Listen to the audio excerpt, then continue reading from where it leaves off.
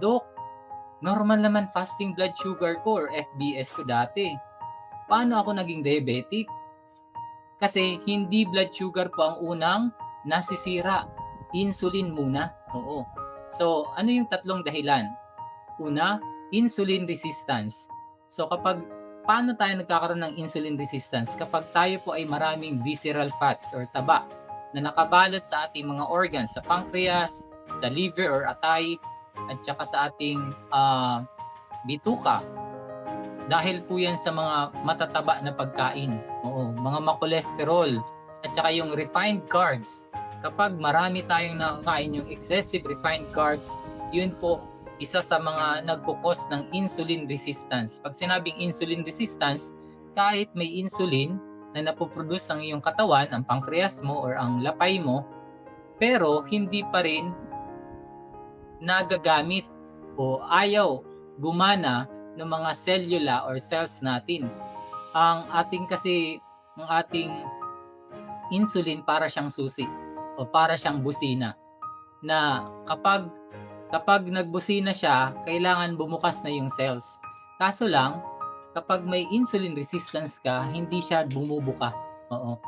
Ibig sabihin, kahit na may insulin ka, hindi siya gumagana, di ba? Kaya hindi makapasok yung sugar or asukal sa mga cellula or sa mga cells. So, pangalawang dahilan bakit nagkakaroon ng diabetes o kahit na ang FBS ay normal naman. Pangalawa is poor lifestyle. Oo, kagaya ng late palagi matulog, kulang sa tulog or puyat, at saka stressful palagi, hindi na ma-manage yung stress, kulang sa mga physical exercise or mga galaw-galaw, hindi na pinapawisan, laging nakaupo, yan. At pangatlong dahilan ay smoking. Yung bisyo na yan, sinisira niyan yung ating mga blood vessel, pinapalapot yung ating dugo. So, ang nangyayari, mas tataas po yung ating blood sugar. Okay? So, ano yung mga tatlong bagay na pwede nating gawin? Number 1, magpa-screen ng tama. So, hindi lang po yung FBS ang dapat natin na tingnan or fasting blood sugar. Kailangan din po natin ipa-check yung HbA1c. Ano ba yung ibig sabihin ng HbA1c, Doc? Pag sinabing HbA1c, ito po yung average ng blood sugar natin for the past 2 to 3 months. So, sa nagdaang 2 to 3 months, yan yung average. Kaya mas maganda rin na ma-check natin hindi lang yung glucose or FBS, fasting blood sugar. Another po na dapat nating ipa-screen or ipa-check is yung lipid profile natin.